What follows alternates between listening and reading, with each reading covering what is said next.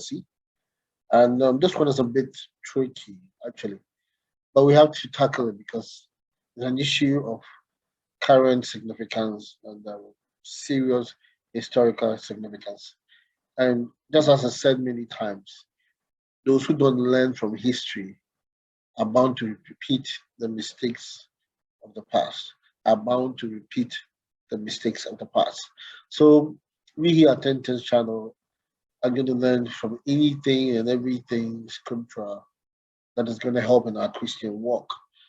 If you're here for the first time, welcome. Hit the notification bell, subscribe. Yes, right now, subscribe to the channel and join this happy family. I welcome all new subscribers and God bless you so much. Most subscribers who have stuck with me till this time. God bless you. What are we dealing with? What is the issue that we are dealing with today? And it's simple.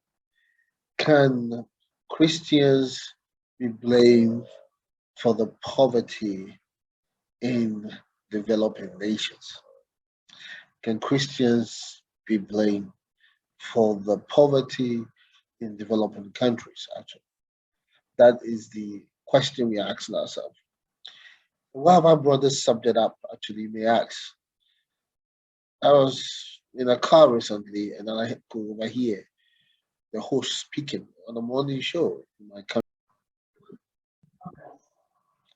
So this issue has come about. I have to talk about it because it's an issue that comes up from time to time. People repeat this issue all the time.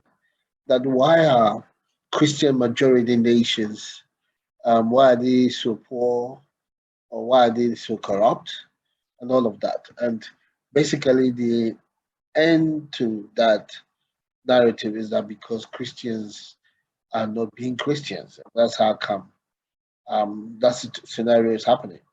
And sometimes even hear it from even pastors who are saying that it's because Christians are not Christian. That's why nations with 71% Christian population like Ghana is corrupt. Now, I want us to deal with this in one after the other so we can understand these things. You might not actually understand the implications of this assertion because you were not living in the time of Nero, the Roman emperor, who blamed Christians for the burning of Rome and so many other things, and literally killed and burned Christians because they were blamed for every bad omen. They were blamed for every bad thing that happened to Rome.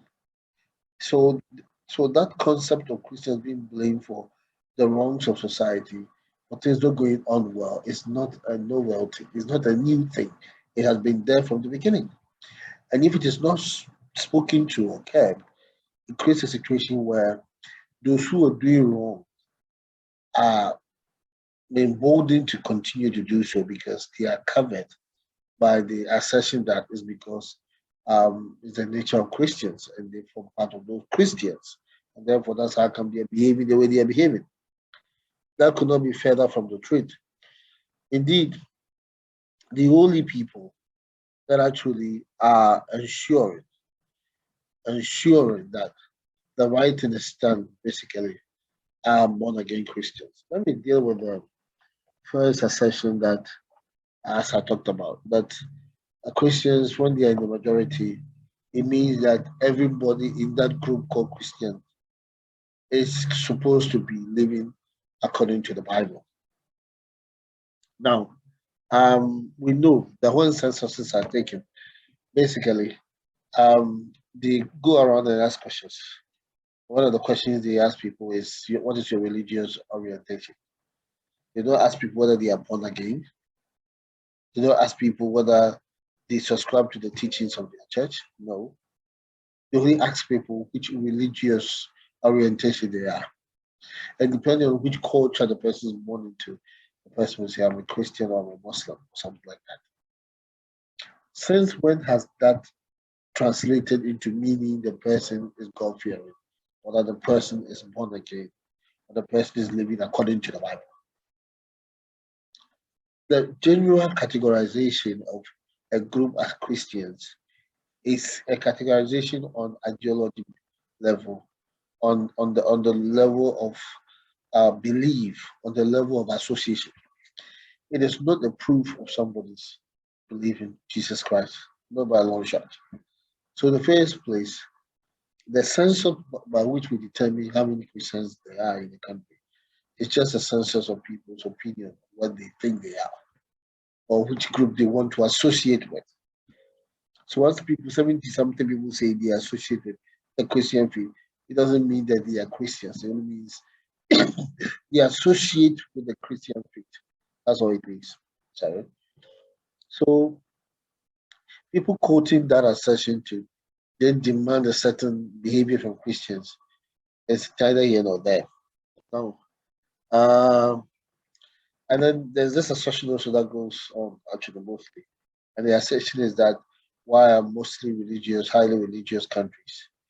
Well, and once again, we see that that is an anomaly because until the 1960s, most of the European countries, in fact, beyond the 1960s, I must say, all the way to perhaps the 1970s, and the 80s, until then, most European and Western countries were highly Christian and highly religious. We'll have figures like 80% Christian, 90% Christian, 90 something percent Christian, the rest. So after the what they call the sexual revolution in the 80s, and after this hippie generation, and after these post-war people had baby boomers and the other generations had come, people, the first generation will stop going to church by perhaps the 80s before their children also then join and the rest. At that time, the prosperity they were experiencing is even now more, it's even better than it is now. So it has the prosperity of any group of people has nothing to do with their inability or refusal to go to church. Because by the time, if you look at the golden era of America and many of these post European countries, it was actually in the 60s and 70s. That was a time when they still went to church. The prosperity we see today is a prosperity of only a few, and then the rest are simply just slaving for them so that we keep expanding their riches. So we've dealt with two issues.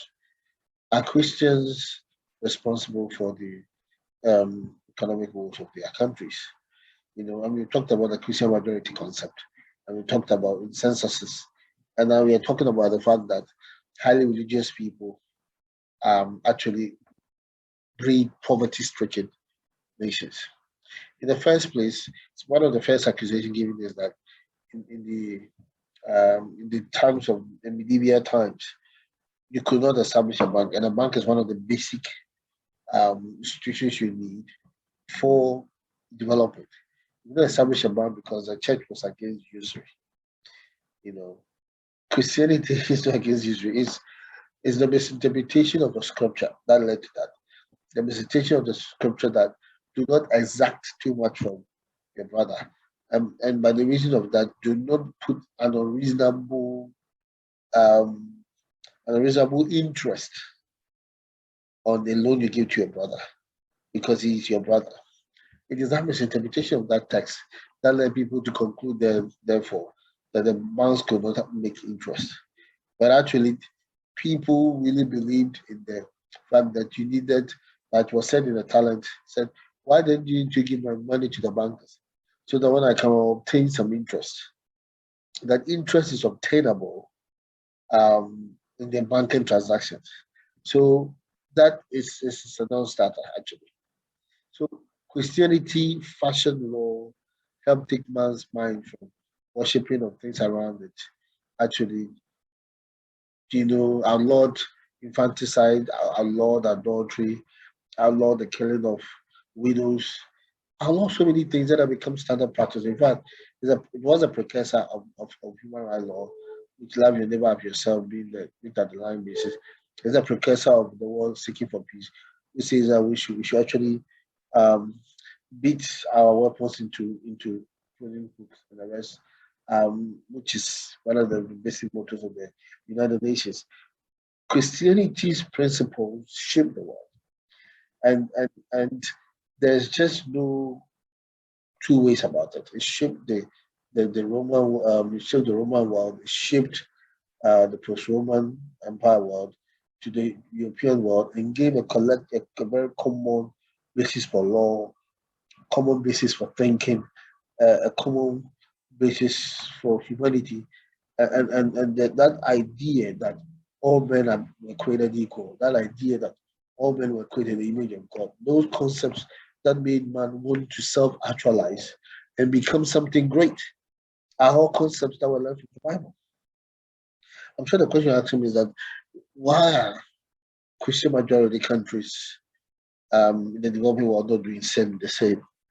Um, Christian majority leadership in development. Remember, in many of these nations, when we're going through these transitions, all the way to um, the 12th, 13th, 14th, 15th, 16th century, as we're going through these things, those were the times they became empowered enough to then truncate our own transition.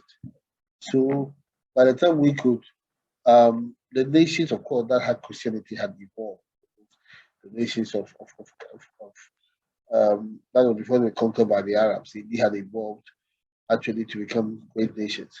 But before those nations that had not had Christianity, and then beside of the Aksa kingdom of Ethiopia, before we could actually even come to contact with the gospel, these people had had the gospel, washed them, changed them, transformed them, and actually brought a basis for collectiveness and for focus and for the need to spread the gospel.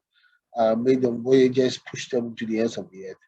They came to meet us without the gospel, and by the advantage, they took advantage of that. So they truncated our development for over 200-300 years, took our people, the strong willed people amongst us, and took them away to work for them.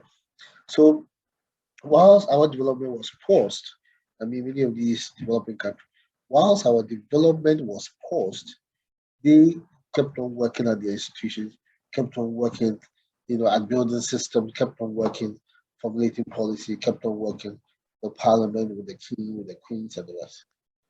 And then suddenly, after looting all these things to enrich themselves, and after the Second World War, they had become too weak to control us.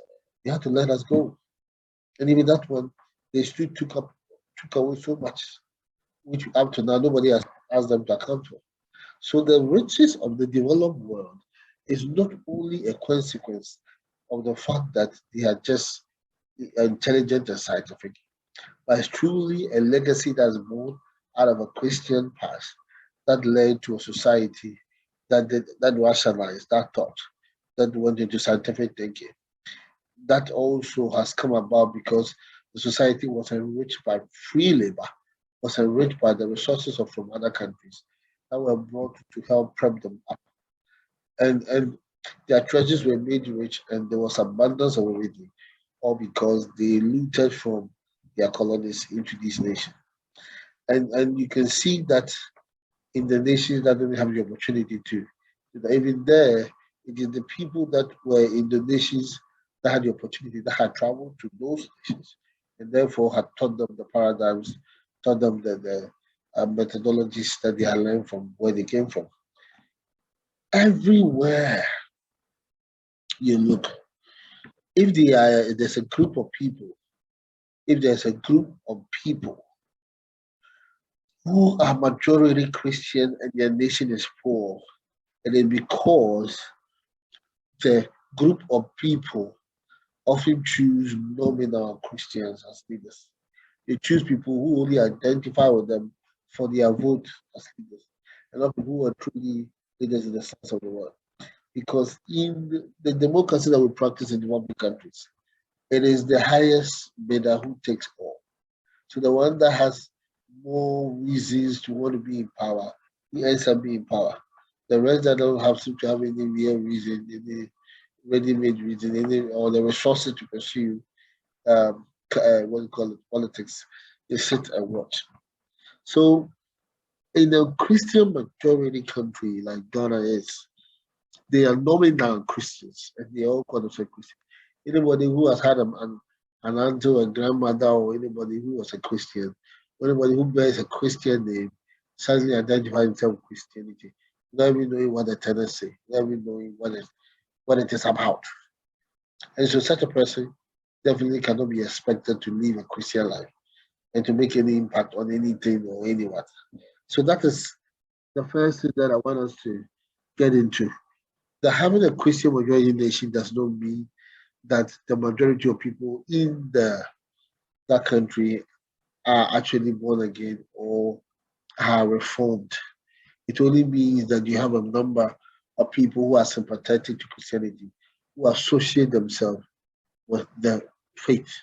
That's what it means. So to draw the first conclusion and the wrong conclusion, then it gives you the premise that if 71% of the population are Christian and the Christians corrupt, then it means that Christians are corrupt. And the country is corrupt, then it means that Christians are corrupt.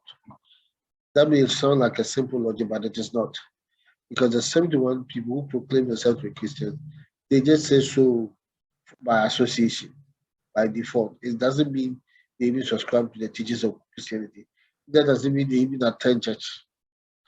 So to come from that trajectory, to come from that conclusion, and then decide there that it appears that Christians are just messing up, it's a very wrong conclusion indeed. Now, okay. So as I said, majority people of the people are what we call nominal Christians. They just are Christians only in name. They have no respect, no regard for anything Christian. But yet they see there, because of the name they bear, because of their heritage, they identify themselves with Christianity. And that's all they do. Identify themselves. They don't leave any of his tenets. They don't support any of his ways, especially as it has to do with how it affects their sexual life. No, that does not come in at all. So that is the first part of what I'm dealing with.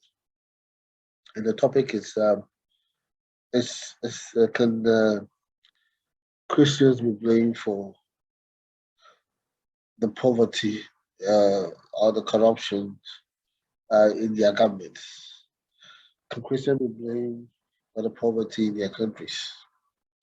So, and then the first point I'm answering is that for the first part, as I have explained it to you, you say largely no. In some few cases, maybe yes, but largely no. And we are trying to um, develop a point for you to understand why it is no. It's no for you to assume that a Christian, because a Christian is in Ghana, because he's a big Christian in the West, he has enough influence to change policy or to cause to direct the president to change something he's doing.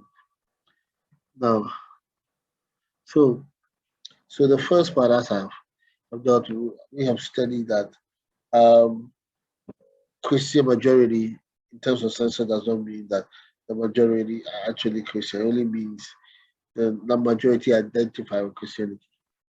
And there was various reasons that were given. First and foremost, the reason was that people said because people were so eager to heaven, they did not um, actually pay attention to anything on the earth. That may be true in certain instances. And others people say that well, because people are so focused on heaven, they don't make themselves ready to work so hard on earth. We know that is also not supported by scripture, actually. So what we are actually saying is that it takes a lot.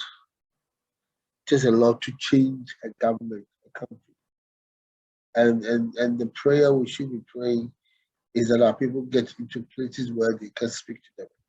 Otherwise, you can serve your Lord, serve your God, die and go, but then you have for a government, it will run the way the devil wants it to run, actually. So, since you're finishing part one, get ready to go to part two, where you will learn many things about um, how people influence government in ancient times and all of that. And I believe it to be a blessing to you because you need to know these things because you have a lot of unbelievers sitting behind the criticism of government to actually push an agenda against anything Christianity. I know there are even people who wish that Christians were played on the radio. But when they blame, people are getting blessed and people are getting changed and the rest. So Christianity we fought, and we see this as one of the battles. People blaming us for everything that goes wrong. When things go right, they tell us join me even as we go to part two.